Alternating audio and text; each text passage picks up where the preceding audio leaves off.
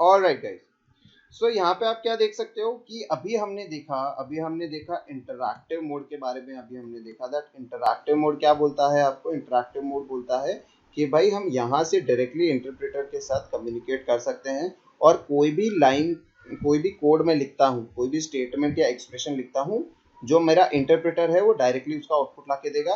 And मैं पता कैसे करूंगा कि मैं interactive mode that is interpreter से डायरेक्टली कम्युनिकेट कर रहा हूँ, using this triple arrows. Now second चीज हमने क्या देखी थी, हमने देखा था एक एडिटर मोड प्रोवाइड करता है जिसको पाइथन क्या बोलता है, स्क्रिप्ट मोड। हम क्या बोलते हैं इसको, एंड पाइथन के टर्म्स में क्या बोलते हैं, script mode. Now script mode क्यों बोलते हैं गाइस, इफ यू रिमेंबर, आपको गाइस अगर आप मूवीज देखते हो ना, अगर आप मूवीज देखते हो तो आपको आइडिया होगा कि जो मूवीज की जो स्टोरी होती है, जो लाइंस होती है, जो डायलॉग्स होते हैं, वो क्या करते हैं, एक सीरीज ऑफ पेपर्स के अंदर, मतलब एक पेपर का बंडल बना के वो रखते हैं अपने अंदर, और जो भी एक्टर होता है या एक्ट्रेस होती है उसको वो प्रोवाइड करते हैं। ऑलराइट, तो उसमें वो क्या बोलते हैं, वो बोलते हैं कि यार उसको स्क्रिप्ट प्रोवाइड कर दो, उसको क्या करो, स्क्रिप्ट प्रोवाइड कर दो, मतलब वो सारी चीजें एक बार में प्रोवाइड कर दो और वो पढ़ते रहेंगे, अपना काम करते रहेंगे। सिमिलरली क्या है गाइज, यहाँ पे ये जो चीज है वो यही है कि भाई यहाँ पे पाइथन को सारे के सारे लाइंस जो भी हमको रन करने हैं वो एक साथ में प्रोवाइड कर दो, और जो हमारा इंटरप्रेटर है वो एक बार में उसको इवैल्यूएट करके बता देगा भाई इसमें एरर है या नहीं है। अगर एरर है तो वो बता देगा भाई यहाँ पे एरर है, इसको रेक्टिफाई करो एंड देन ट्राई अगेन। अगर नहीं है एरर तो वो क्या करेगा, उसको कंपाइल कर देगा और उसको क्या करेगा, उससे आउटपुट जनरेट करेगा और उसको रन कर देगा। तो यहाँ पे यही चीज बताइए, Python program in a file, ठीक है, we type Python program in a file, ये क्या है गाइस, स्क्रिप्ट मोड के अंदर एक फाइल बनती है हमारी। देन यूज इंटरप्रेटर, ये फाइल जब हम बना लेते हैं तो इंटरप्रेटर के पास यूज आता है to execute the content of the file, ठीक है। Working in interactive mode is convenient for beginners and testing small pieces of code. एक लाइन के कोड को यूज करने के लिए हम लोग ये चीज करते हैं, as one can test them immediately, क्या है, ऑन द स्पॉट उस पर्टिकुलर लाइन ऑफ कोड को क्या करता है, वो टेस्ट कर सकता है। उसमें क्या है देखो, but for coding more than few lines, अगर मेरे को एक लाइन से ज्यादा रन करना है तो उसके लिए मैं क्या करूंगा, editor mode, script mode use करूंगा, जिससे क्या होगा कि मैं सारी लाइंस ऑफ जो हमारी कोडिंग लाइंस रहेगी उसको एक बार में लिखूंगा एंड उसको इंटरप्रेटर के पास भेजूंगा रन करने के लिए। Alright, now Python in interactive mode is good enough to learn, experience or explore, but only drawback is we cannot save the statement and have to retype all the statement once again to rerun them। तो यहाँ पे guys हुआ क्या, ये एक बार हमने भाई enter कर दिया तो सब चीजें रन हो जाएगी, अगर मुझे वापस सारी चीजें रन करनी है तो वापस टाइप करना पड़ेगा पूरा का पूरा। सो फर्क क्या आ गया यहाँ पे, मेरे को जब एक साथ सारी लाइन प्रिंट करनी है या फिर सारी लाइन रन करनी है तो उस टाइम पे मैं क्या करूंगा, स्क्रिप्ट मोड यूज करूंगा। और मुझे कोई एक लाइन या एक स्टेटमेंट टेस्ट करना है तो उसके लिए मैं क्या करूंगा, मैं स्क्रिप्ट मोड यूज करूंगा। तो गाइज यहाँ पे आउटपुट देखो, यहाँ पे देखो कोड स्क्रिप्ट मोड में है और आप यहाँ पे देख सकते हो that these are the 4 lines which are being executed. यहाँ पे ये चारों लाइन स्क्रिप्ट मोड के अंदर हमने ली एंड उसके बाद देखो हमने जब इसको आउटपुट रन किया तो अकॉर्डिंग टू फर्स्ट स्टेटमेंट ये क्या बोल रहा है, एंटर फर्स्ट नंबर। तो यहाँ पे देखो ये पूछ रहा है एंटर फर्स्ट नंबर और वैल्यू 10 हमने एंटर कर दी। According to second statement enter the second number, second number हमने एंटर कर दिया यहाँ पे 3। अब ये 10 एंड 3, 10 ए के अंदर स्टोर हुआ, 3 बी के अंदर स्टोर हुआ। उसके बाद बोला है प्रिंट क्वेश्चन, और क्वेश्चन के अंदर क्या है, ए स्लैश बी। इसका मतलब क्या होगा इस कि यहाँ पे जो पाइथन है वो अगर मैं ए डिवाइड बाय बी लिखूंगा that is a slash b, तो डिवाइड का सिंबल है, तो ये मुझे क्या जनरेट करके देगा, क्वेश्चन जनरेट करके देगा। सिमिलरली जब मैं टाइप करता हूँ रिमाइंडर ए परसेंट बी, तो ये क्या जनरेट करके देगा, रिमाइंडर मुझे, हाँ ए परसेंट बी जो है वो मुझे क्या रिटर्न करके देगा, वो मुझे एक रिमाइंडर रिटर्न करके देगा। क्या रिटर्न करके देगा, एक रिमाइंडर जनरेट करके देगा। तो यहाँ पे इसने टाइप किया question and a divide by b, यानी कि इसने देखो पहले प्रिंट किया क्वेश्चन एंड हमारा क्वेश्चन यहाँ पे क्या आया गाइस, 10 को 3 से डिवाइड करूंगा तो मेरा क्वेश्चन क्या आएगा 3, एंड रिमाइंडर जब मैं देखूंगा तो 10 को 3 से डिवाइड करने के बाद रिमाइंडर आएगा मेरा 1। क्या आएगा मेरा reminder 1। Are we clear with the script mode? Script mode आ गया समझ में?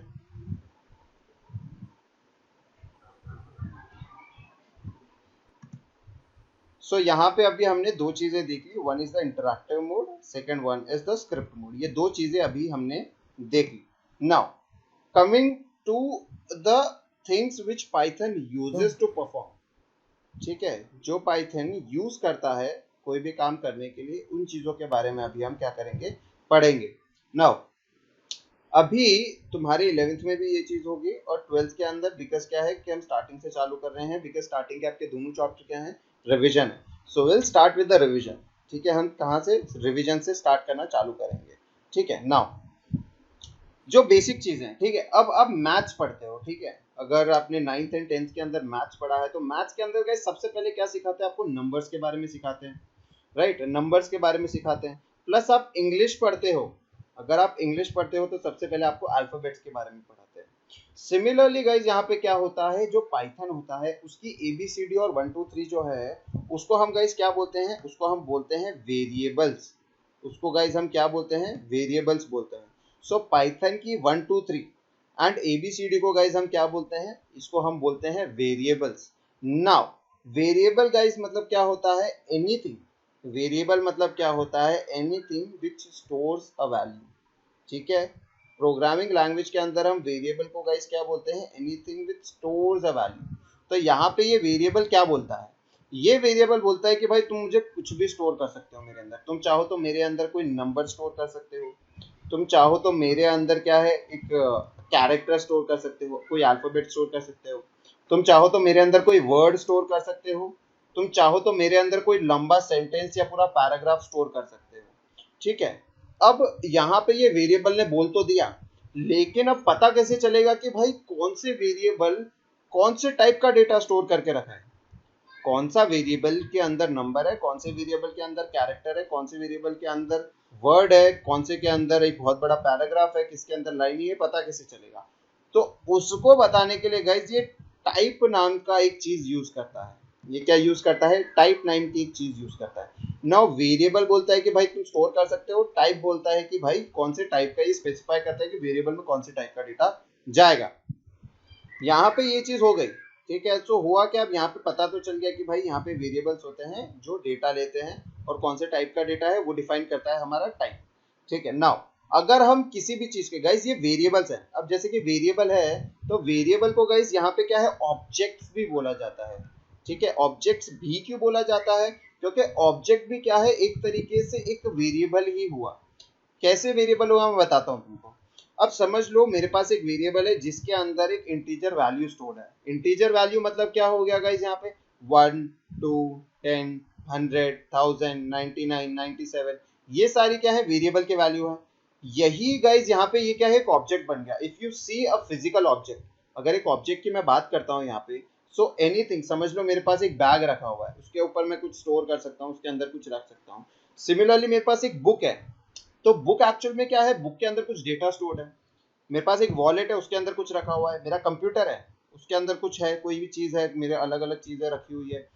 एक पॉलिथीन बैग हो गया, कोई भी चीज, कोई जैसे डोर हो गया, डोर अपने अंदर क्या स्टोर करता है गाइस, डोर स्टोर करता है कि भाई इसको जो भी सामने से चीज आएगी। एक प्रॉपर्टी स्टोर क्या कर रहा है गाइस, ये प्रॉपर्टी क्या स्टोर कर रहा है कि भाई ये दरवाजे पे क्लोज हो जाएगा, मतलब कोई भी आउटसाइड चीज को अंदर नहीं आने देगा या इनसाइड चीज को आउटसाइड नहीं जाने देगा। तो ये इस तरीके से काम कर रहा है यहाँ पे।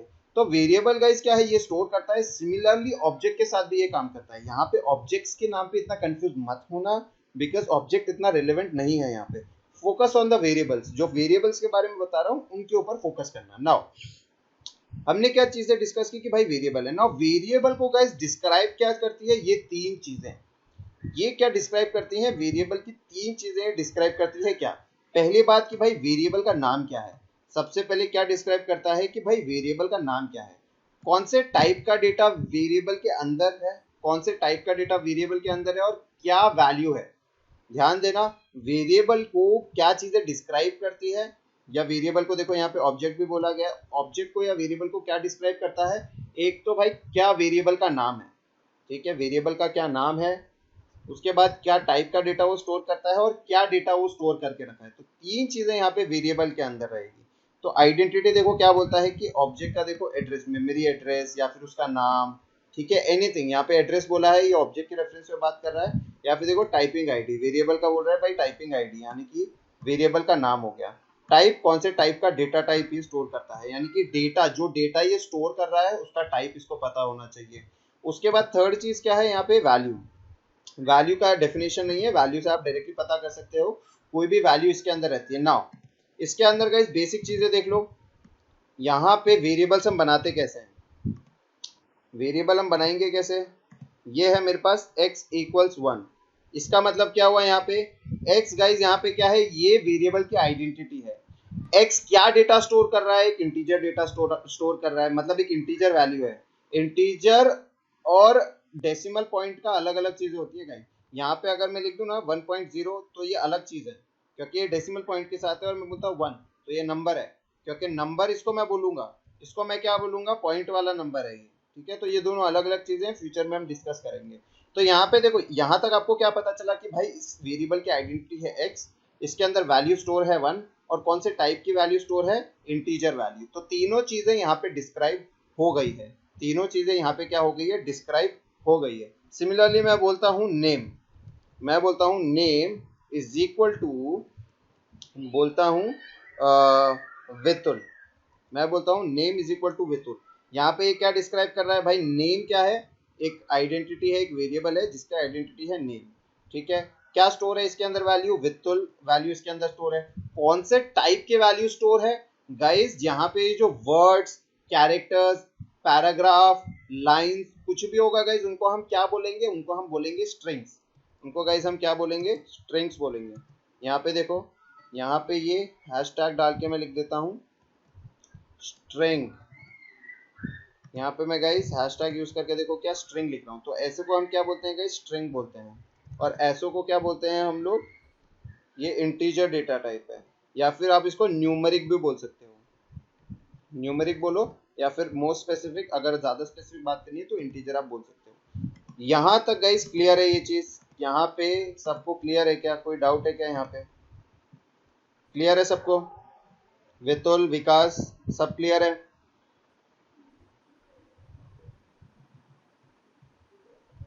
ऑलराइट। सो अभी जब हम डेटा टाइप की बात कर रहे हैं, ठीक है, तो जैसे मैंने बताया कि भाई डेटा का टाइप होता है, इसके अंदर डेटा बता दिया भाई, डेटा होता है। अब डेटा के कैसे कैसे टाइप होते हैं ये एक बार हम डिस्कस करेंगे। तो कौन से टाइप का देखो डेटा हो सकता है पाइथन के पास। सबसे पहला क्या होता है, एक नंबर हो सकता है, जो मैंने आपको बताया। नन, नन मतलब गाइज यहाँ पे होता है एम्प्टी। अगर कोई वेरिएबल मैंने बनाया, उसके अंदर कुछ भी स्टोर नहीं किया, मैंने बोला भाई उसके अंदर कुछ स्टोर ही मत करो, तो उसको स्टोर नहीं करने को, स्टोर मत नहीं करना मतलब क्या है, वो एम्प्टी है, मतलब कोई भी वैल्यू स्टोर कर सकता है। तो उसके लिए वो क्या करेगा, नन नाम का एक डेटा टाइप होता है। नन बताता है कि भाई ये जो वेरिएबल है वो एम्प्टी है, इसके अंदर कुछ भी स्टोर नहीं है। देन बोलता है ये सीक्वेंसेस भी स्टोर कर सकता है। नाउ गाइस सीक्वेंसेस मतलब क्या हो गया, सीक्वेंसेस जैसे स्ट्रिंग जिसको हम बोलते हैं, मैंने बताया अभी स्ट्रिंग, स्ट्रिंग यहाँ पे देखो क्या हो गया कि ये कैरेक्टर का एक सीक्वेंस है। मैं बोलता हूँ वितुल, तो वितुल क्या है, कैरेक्टर का सीक्वेंस है, दैट इज VITUL। ये 5 कैरेक्टर का सीक्वेंस है जिसको ये डेटा स्ट्रिंग के फॉर्म में कंसिडर करता है। देन ये टपल नाम का एक हमारे पास वेरिएबल होता है, एक लिस्ट नाम का वेरिएबल होता है, ये भी सीक्वेंस को स्टोर करते हैं। ये सीक्वेंस नंबर्स के भी हो सकते हैं, किसी भी टाइप के होते हैं, फ्यूचर में डिस्कस करेंगे, ठीक है। तो बस समझ लो कि ये सीक्वेंस भी स्टोर करता है ना, और सीक्वेंस किस टाइप में स्टोर कर रहा है आपको बता दिया मैंने कि भाई ये सीक्वेंस ऑफ कैरेक्टर्स हो सकते हैं, नंबर्स हो सकते हैं, एनीथिंग। उसके बाद सेट्स होते हैं गाइस, सेट्स आपके सिलेबस में नहीं है तो हम यहाँ पे इसको डिस्कस नहीं करेंगे। Then there is a data type mapping, ठीक है, मैपिंग है। मैपिंग क्या है, डिक्शनरी। मैपिंग के अंदर गाइस क्या बोलते हैं, डिक्शनरी। डिक्शनरी गाइस एक बार ध्यान दो, डिक्शनरी क्या बोलता है, डिक्शनरी बोलता है कि भाई अगर मेरे पास कोई चीज है, समझ लो यहाँ पे मैंने बोला कि वन, वन के ऊपर ये स्टोर करो, वन के ऊपर स्टोर करो कि ये जो है शाश्वत का है, ये वन जो है शाश्वत के लिए, टू जो है वो विकास के लिए है, थ्री जो है वो वितुल के लिए है, वितुल के लिए है, एक मिनट, 3 वितुल के लिए हो गया, 4 नितेश के लिए हो गया। तो यहाँ पे हुआ क्या, यहाँ पे ये मैपिंग क्रिएट कर रहा है, तो बोल रहा है कि भाई फर्स्ट जो है ना वो एसएच के लिए, शाश्वत के लिए रखो, 2 जो है वो विकास के लिए, 3 जो है वो वितुल के लिए, और 4 जो है नितेश के लिए। तो ये करना क्या चाहता है यहाँ पे, मैपिंग या डिक्शनरी का मतलब गाइस यहाँ पे क्या एक्सप्लेन करना चाह रहा है कि जब मैं वन को बुलाऊं या फिर वन को बुलाऊं तो मुझे क्या है, उसकी एक वैल्यू मिलने आनी चाहिए। दैट इज अगर मैं 1 को कॉल करूं तो भाई मेरे को पता होना चाहिए वहां पे शाश्वत है। 2 को कॉल करूं तो यहाँ पे विकास की मेरे को डिटेल्स मिलनी चाहिए। 3 को कॉल करूं तो वितुल के एंड नितेश को कॉल करूं तो डिक्शनरी मतलब ये नितेश की डिटेल मिल जानी चाहिए। 4 को कॉल करूं तो यहाँ पे होता कि यहाँ पे एक मैपिंग की तरीके से जनरेट हो रहा है, यहाँ पे क्या मैपिंग बन जा रही है। ऑलराइट, तो यहाँ पे ये अलग अलग डेटा टाइप्स है। इन डेटा टाइप्स को अभी हम डिटेल में एक बार देखेंगे। अगर यहाँ तक क्लियर हो तो मुझे बताओ एक बार, अभी क्लियर कि यहाँ पे क्या क्या डेटा टाइप्स है। किसी स्पेसिफिक डेटा टाइप में तो मुझे मैसेज में बताना। क्लियर है तो यस बताओ।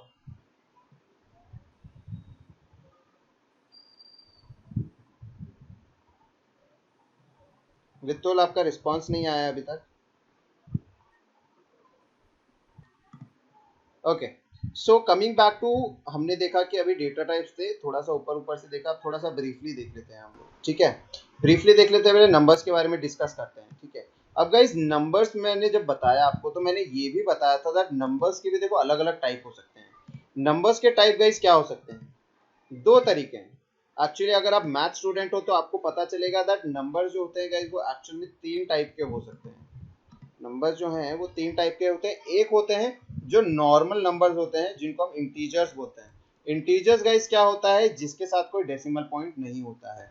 फॉर एग्जांपल यहाँ पे, फॉर एग्जांपल एक सेकेंड, यहाँ पे थोड़ा और अच्छे से दिखेगा आपको। इंटीजर्स होते हैं, ठीक है। इंटीजर्स गाइस किसको बोलते हैं हम लोग, कोई भी 1 2 100, ठीक है, 5000।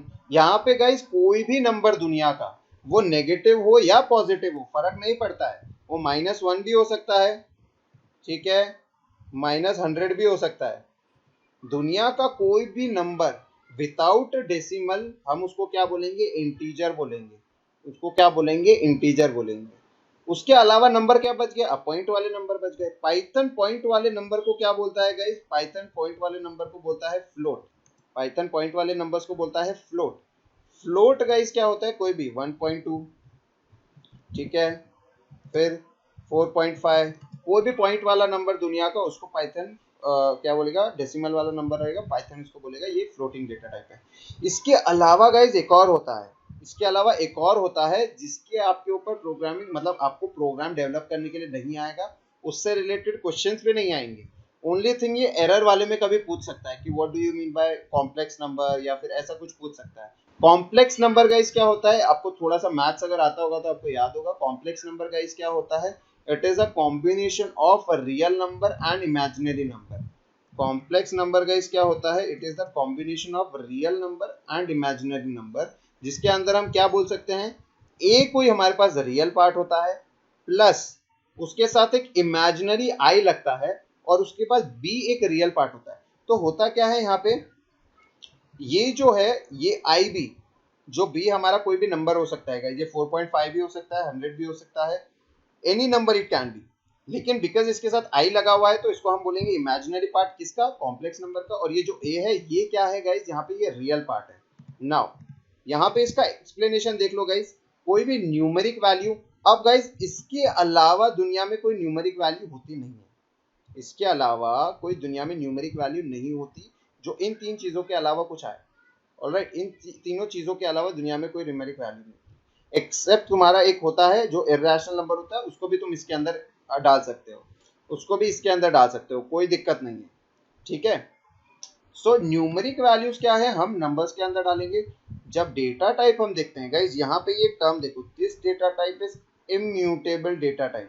नाउ इम्यूटेबल को हम फर्दर आगे और अच्छे से डिस्कस करेंगे, किस तरीके से इम्यूटेबल चीजें जो है इंप्लीमेंट हुई है और क्यों हम इनको इम्यूटेबल बोलते हैं वो बताऊंगा आगे। लेकिन यहाँ पे इम्यूटेबल का गाइस, इम्यूटेबल का मतलब आप क्या समझोगे, इनकी वैल्यूज चेंज नहीं हो सकती, अनचेंजेबल,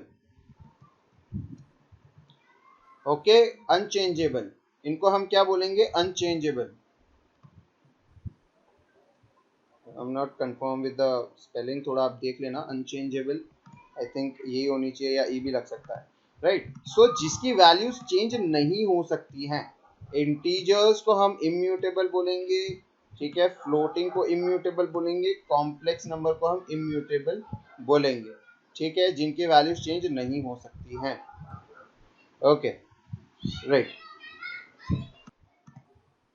नाउ अब जैसे कि आप पूछते हो ना, यहाँ पे क्या है, इम्यूटेबल की प्रॉपर्टी रहती है ना। अब क्या है यहाँ पे, अगर मैं एक्सप्लेन करने जाऊंगा it might get complicated.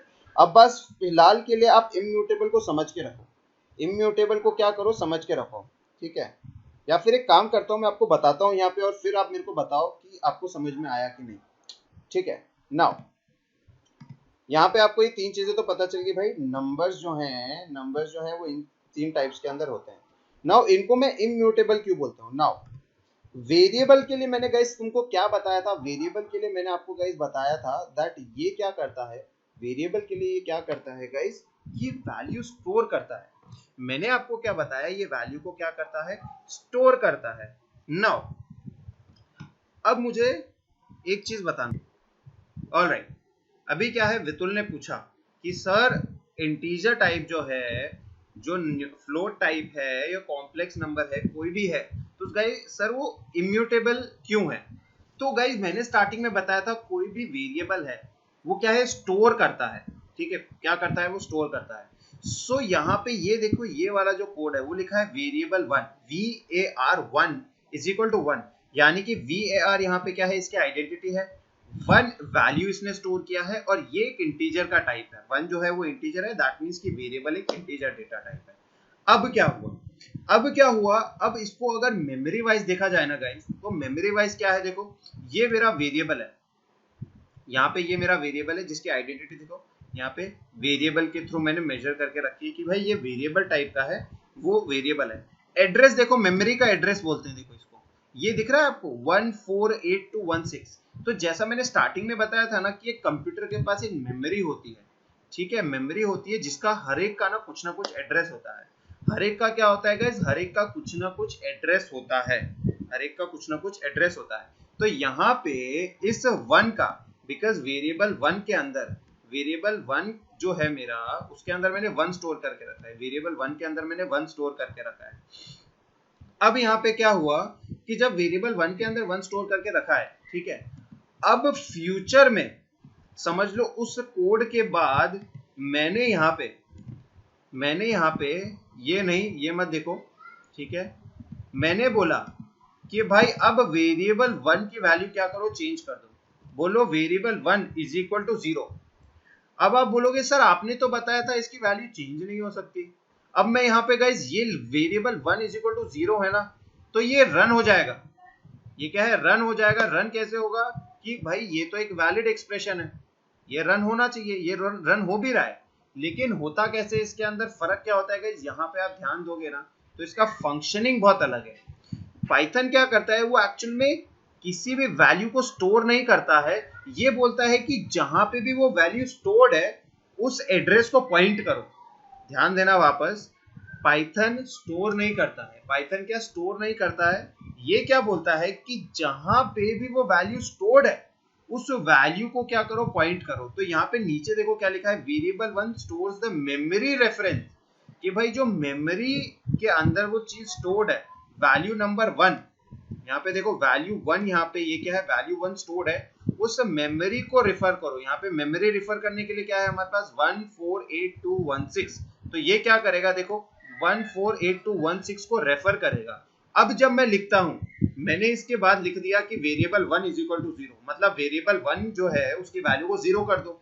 According to my statement मैं तो हो गया गलत, मैंने बोला कि यार इसकी वैल्यू चेंज नहीं हो सकती, लेकिन फंक्शनिंग गाइस यहाँ पे क्या है, पाइथन वैल्यू स्टोर नहीं कर रहा है, ये क्या कर रहा है, एड्रेस को पॉइंट आउट कर रहा है। कौन से एड्रेस को, जहां पे ये वैल्यू स्टोर्ड है। मैंने बोला variable one is equal to 1, इसका मतलब वन जहां पे स्टोर होगा उस पर्टिकुलर एड्रेस को ये क्या करेगा, पॉइंट आउट करेगा। उसके बाद मैं लिख देता हूं, देखो यहाँ पे मैं लिख दिया, मैंने यहाँ पे लिख दिया इसके नीचे, इसको हटाया और मैंने लिख दिया, ठीक है, मैंने यहाँ पे लिखा that variable one is equal to क्या, इज इक्वल टू 0।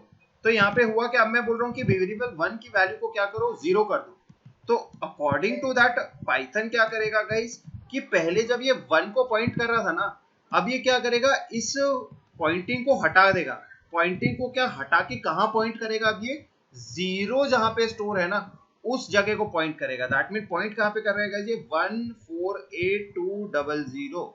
यहाँ पे ये पहले किसको पॉइंट कर रहा था गाइस, ये पहले पॉइंट कर रहा था 148216 को ये पॉइंट कर रहा था। अब ये किसको पॉइंट कर रहा है, अब ये पॉइंट कर रहा है 148200। तो यहाँ पे फर्क क्या आया मेरे स्टेटमेंट में, मैंने बोला था कि भाई ये वैल्यू चेंज नहीं होती है, यहाँ पे हुआ क्या, मैंने जब बोला वैल्यू चेंज नहीं होती है, दैट मीन्स की वैल्यू चेंज नहीं होती है, वैल्यू यहाँ पे चेंज हो भी नहीं रही है। इसमें ये कर क्या रहा है, ये एक मेमोरी एड्रेस को पॉइंट करने से दूसरे मेमोरी एड्रेस को पॉइंट कर रहा है। तो यहाँ पे इसको वेरिएबल से कुछ फर्क नहीं पड़ता है, ये एड्रेस पॉइंटिंग चेंज कर रहा है कि कौन से एड्रेस को मैं पॉइंट कर रहा हूँ, कौन से एड्रेस को मैं पॉइंट चेंज कर रहा हूँ। तो इसका स्टोरेज से कोई लेना देना है ही नहीं, इसका स्टोरेज से कोई लेना देना है ही नहीं। जो हमारा इंटीजर टाइप की बात कर रहा हूँ इसमें, उसका स्टोरेज से कोई लेना देना नहीं है, ये मेमोरी एड्रेस को पॉइंट करता है और मेमोरी एड्रेस के पॉइंटिंग को चेंज करता रहता है। जैसे जैसे मैं वैल्यूज, जो वेरिएबल है कोई भी मेरे पास इंटीजर का, फ्लोट का या कॉम्प्लेक्स का, जब मैं उसकी वैल्यूज चेंज करता हूँ ना, तो एक्चुअल में उसकी वैल्यू चेंज नहीं हो रही है।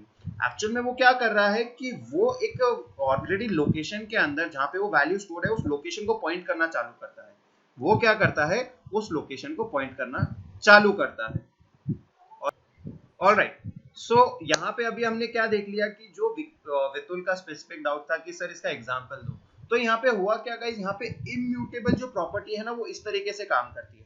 तो आज के बाद अगर कोई क्वेश्चन आपसे पूछता है कि भाई जो हमारा इंटीजर डेटा टाइप है वो क्या है, कि एक इम्यूटेबल डेटा टाइप है, वो क्या है, एक इम्यूटेबल डेटा टाइप है। तो क्यों है, अब आपको रीजन पता है, now you know the reason कि क्यों इम्यूटेबल डेटा टाइप है।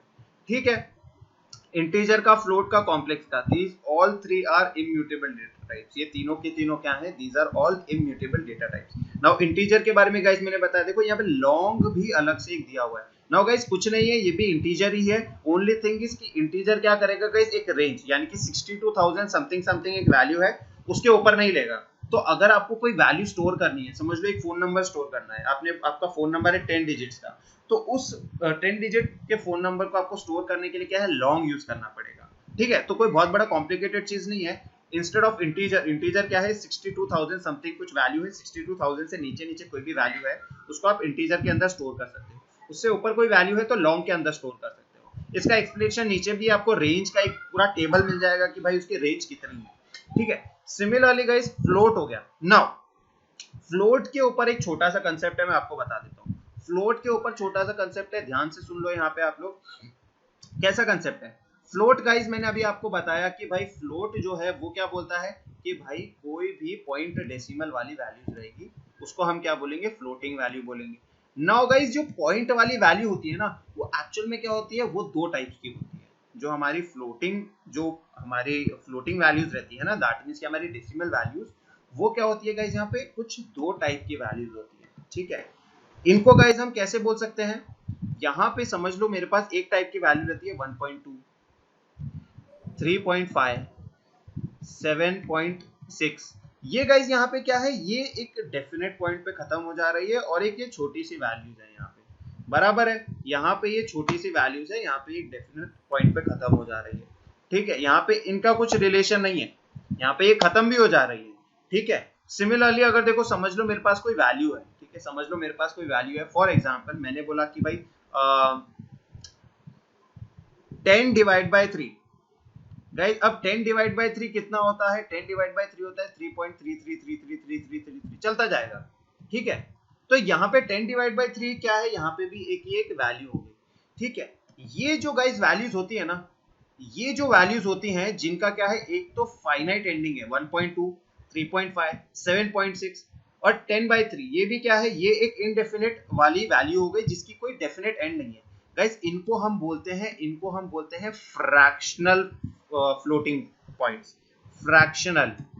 गाइस इसके नोट्स भी आपको बनाने पड़ेंगे बिकॉज क्या है, ये थोड़े कॉम्प्लिकेटेड टर्म्स है।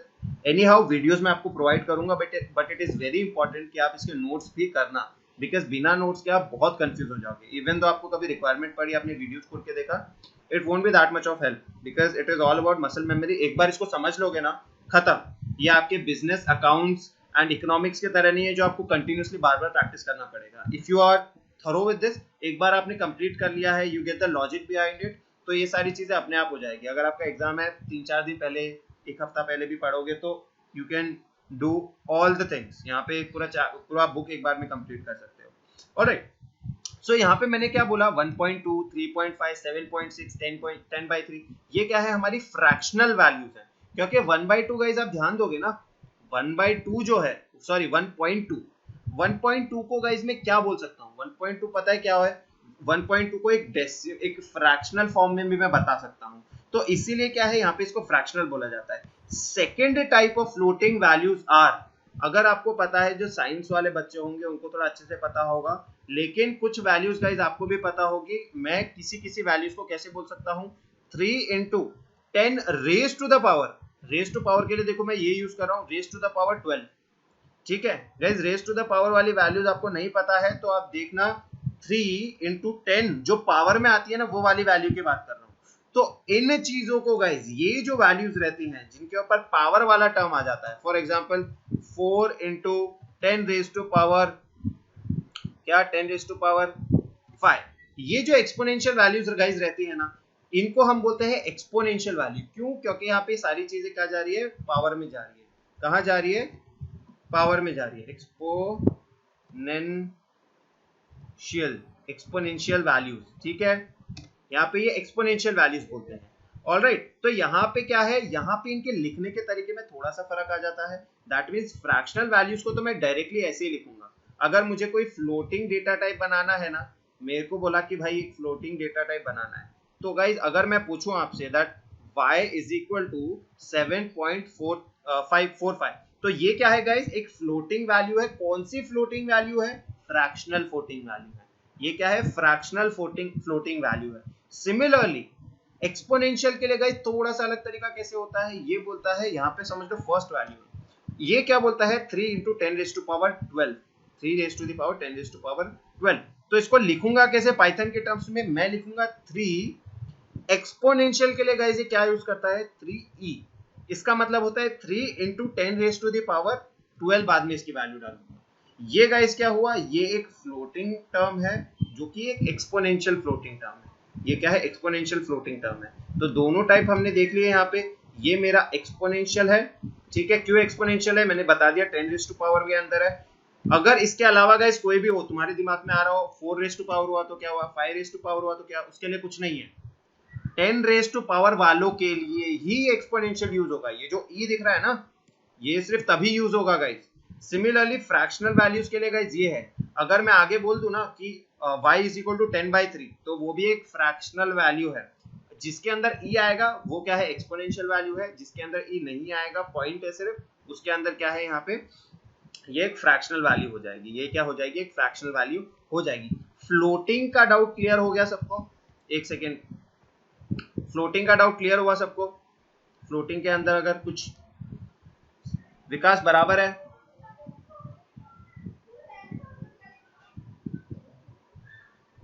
विकास,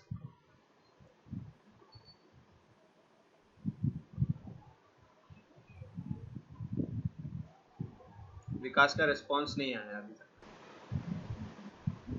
स्टार्टिंग से एक बार देख लेते हैं विकास के लिए। अकॉर्डिंग टू द नेसेसिटी, हम क्या है स्टार्टिंग से एवोल्यूशंस करते रहे। जब हमको शेल्टर की जरूरत, हमको क्लोथ्स की जरूरत थी, तो हमने एनिमल स्किन्स को यूज किया। जब खाने की जरूरत पड़ी हमने फ्रूट्स ढूंढे। पके हुए खाने की जरूरत पड़ी तो फायर आई हमारे पास। जब हमें हीट की जरूरत पड़ी तो फायर मिली हमें। सिमिलरली जब हम घर बनाने लगे शेल्टर के, उसके अंदर थे for the safe and secure shelters, तब हमने व्हील्स का इन्वेंशन किया जो कि हमको ट्रांसपोर्टेशन के अंदर हेल्प करता था। ठीक है, ट्रांसपोर्टेशन के लिए जब व्हील्स हेल्प करता था, तो wheels was one of the revolutionary invention जिसने हमको बहुत हेल्प किया to transport, to move from one place to another and explore करना अर्थ को। उसके बाद गाइस क्या हुआ, हम सारी चीजें इवॉल्व होते रहे।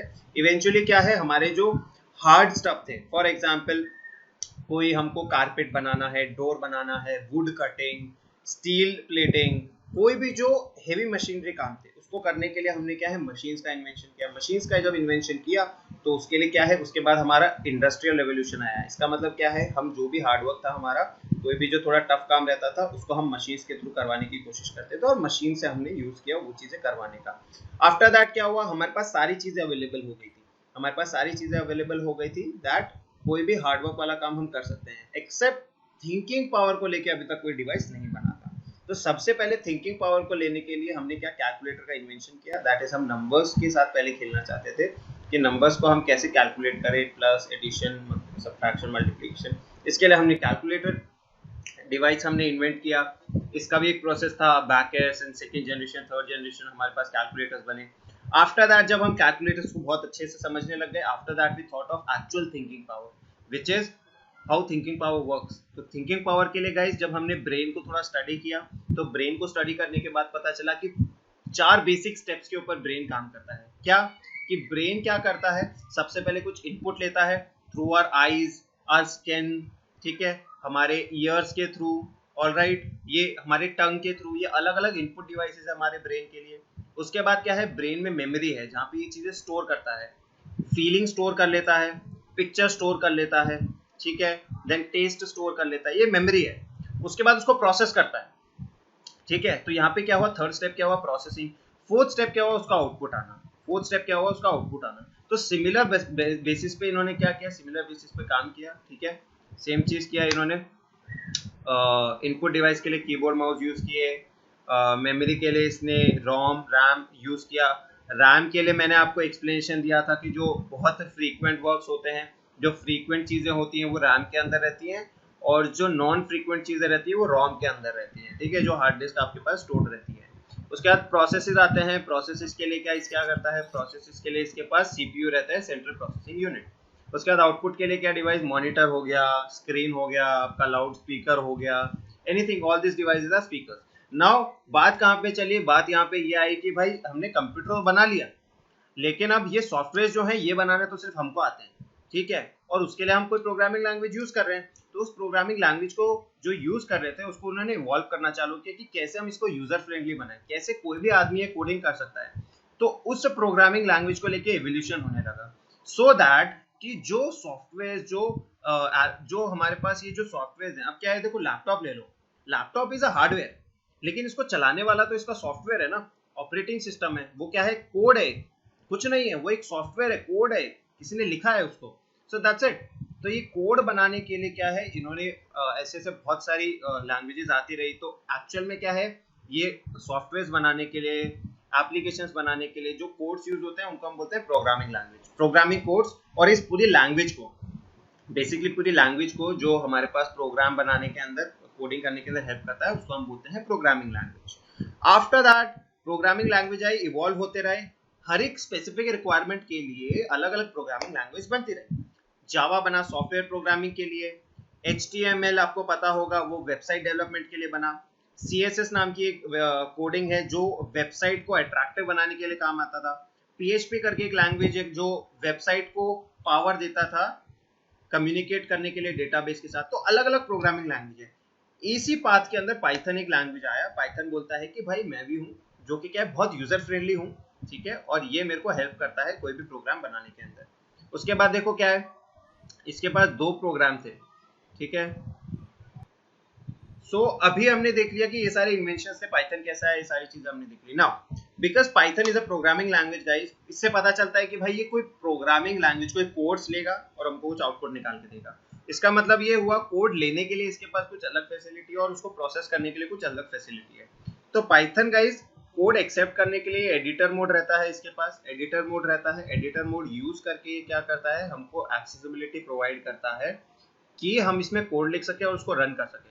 नाउ सिमिलरली गाइस यहाँ पे क्या रहता है, इसको रन करने के लिए, यानी कि इसके अंदर इस कोड को रन करने के लिए, इस कोड को प्रोसेस करने के लिए इसके पास क्या रहता है, इंटरप्रेटर करके एक डिवाइस रहता है। ये भी क्या है गाइस, एक प्रोग्रामिंग सॉफ्टवेयर है जो कि हमारे कोड के अंदर एरर निकाल के देगा, ठीक है, हमारे कोड के अंदर एरर निकाल के देगा। अगर एरर आ गया तो मेरे को बता देगा भाई यहाँ पे एरर है, अगर एरर नहीं आया तो उस प्रोग्राम को रन कर देगा और जो भी पाइथन डिजायर तुम जो अचीव करना चाहते हो उस कोड के थ्रू वो आउटपुट तुमको दिखा देगा। नाउ जब हम गाइस यहाँ पे क्या है कि जब इंटरप्रेटर की बात आती है, तो इंटरप्रेटर है क्या, हमारे कोड को लेके रन करके आउटपुट निकाल के देना उसका काम है, अगर एरर है तो वो भी बताना उसका काम है। नाउ इंटरप्रेटर के साथ जब हम डायरेक्टली कम्युनिकेट करते हैं, अब 2 तरीके मैंने बताए। एक तरीका ये है कि मैं क्या करूं, 100 लाइन 200 लाइन 500 लाइन उसको कोड लिख के दूं और इंटरप्रेटर के पास भेज दूं, ये काम दूसरा तरीका है, ये एडिटर मोड का काम है। लेकिन मैं चाहता हूं कि यार एक छोटी सी लाइन है, मेरे को चेक करनी है कि भाई ये लाइन के अंदर एरर है कि नहीं, तो उसकी जगह मैं क्या करूंगा, मैं डायरेक्टली इंटरप्रेटर से कम्युनिकेट करूंगा और उसके लिए मैं इंटरैक्टिव मोड यूज करता हूँ। अब आप लोगों ने ये ट्रिपल एरोस देखे थे, जहां पे भी ये ट्रिपल एरोस दिखे समझ जाना ये इंटरैक्टिव मोड है।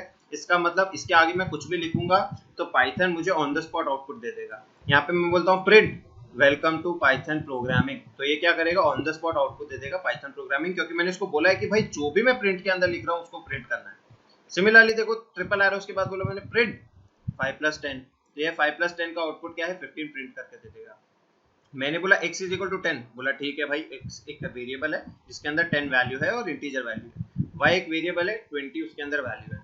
मैंने बोला प्रिंट कर x इंटू वाई, तो x की वैल्यू 10 y की वैल्यू 20, ये क्या प्रिंट कर देगा, इसने आउटपुट 200 प्रिंट कर दिया। तो हुआ क्या यहाँ पे, इंटरैक्टिव मोड बोलता है यहाँ पे कि भाई जो भी वैल्यू तुम इनपुट कर रहे हो, जो भी वैल्यू तुम अंदर डाल रहे हो, उसको ऑन द स्पॉट प्रोसेस करके उसको आउटपुट दे दो। याद रखना इंटरैक्टिव मोड को स्पॉट ऑन करने के लिए ट्रिपल एरोस तुम देख लेना, जहां पे ट्रिपल एरोस दिखे मतलब कि इंटरैक्टिव मोड है। दूसरा तरीका क्या है, बहुत सारी लाइन साथ में भेज दो, इसको हम क्या बोलते हैं, स्क्रिप्ट मोड बोलते हैं। स्क्रिप्ट मोड के अंदर ये चारों पांचों लाइन है, एक साथ में रन करेगा, रन करके अंदर एरर है तो इंटरप्रेटर आउटपुट दे देगा, अगर एरर नहीं है तो इंटरैक्टिव मोड के अंदर इस तरीके से कुछ आउटपुट आएगा। आउटपुट कैसा आएगा, एक साथ नहीं आएगा, ये फर्स्ट लाइन देखेगा, बोलेगा एंटर द फर्स्ट नंबर, ये फर्स्ट लाइन का देखो एग्जीक्यूशन हुआ, उसके अंदर हम एंटर करेंगे नंबर 10, तो मैंने वैल्यू 10 देखो एंटर की। सेकंड लाइन के अंदर देखो एंटर द सेकंड नंबर यहाँ पे देखो पूछ रहा है एंटर द सेकंड नंबर, मैंने बी यहाँ पे 3 एंटर कर दिया, उसके बाद प्रोसेसिंग करके दे रहा है यहाँ पे, इसके बाद ऑटोमेटिकली प्रोसेसिंग करके दे रहा है। तो स्क्रिप्ट मोड यहाँ पे क्या हुआ, स्क्रिप्ट मोड यहाँ पे हुआ कि भाई जहाँ पे मैं एक साथ बहुत सारे लाइंस ऑफ कोड लिख सकता हूँ और साथ में उसको प्रोसेसिंग के लिए इंटरैक्टिव मोड में भेज सकता हूँ, ठीक है। उसके बाद यहाँ पे क्या है, विकास थोड़ा पिक्चर क्लियर हुई थोड़ी सी, बिकॉज तुम लेट सोते हो, मेरे को ये चीज करवानी पड़ी, पिक्चर थोड़ी क्लियर हुई? Yes sir. ओके